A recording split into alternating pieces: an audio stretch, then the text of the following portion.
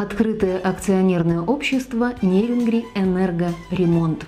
Название красноречиво говорит само за себя, хотя все же чего-то не договаривает.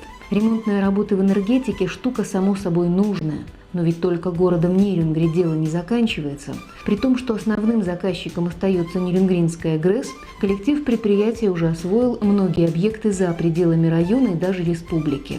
В НЭРе 6 цехов, 6 участков, кислородно-компрессорная станция и служба главного механика.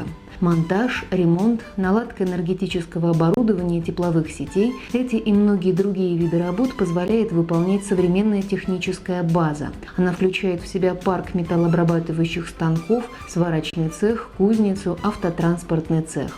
Хотя база позволяет, а выполняют-то, разумеется, люди, слесари и электрослесари по различному оборудованию – это основные специальности предприятия. Всего без малого 600 человек. В преобладающем большинстве своем мужчины, оно и понятно. Заниматься подчас приходится откровенно тяжелым физическим трудом. И все же женщины в коллективе есть. И какие? Такие, что доверяют им работу не менее ответственную.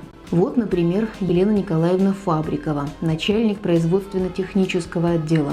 Ее стаж в отрасли почти 35 лет.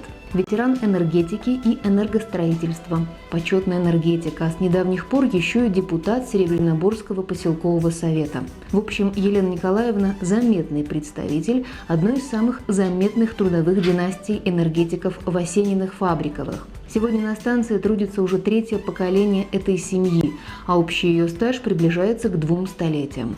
Вообще на предприятии получается сочетать энтузиазм молодых специалистов и опыт ветеранов. Пока первые, их более 100 человек, усваивают мудрость, вторые, которых чуть больше, эту самую мудрость умело применяют. Вдобавок в коллективе почти 40% работники с высшим и средним профессиональным образованием, а некоторые сотрудники, даже имея солидный отраслевой стаж, продолжают учиться. Пример, как и водится, подает генеральный директор открытого акционерного общества «Нерюнгри Энергоремонт» Михаил Деревяшкин.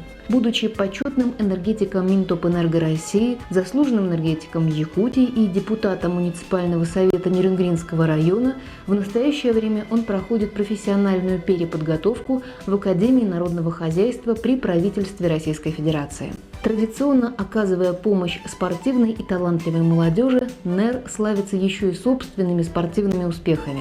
Коллектив старается поддерживать физическую форму всеми доступными средствами, а доступнее, пожалуй, не бывает. Собственный спортзал с игровыми площадками, тренажерами, неплохая лыжная база. В общем, есть надежда, что сотрудники самого молодого предприятия района, юридически это действительно так, сохранят и свою молодость, причем не только души, но и тела.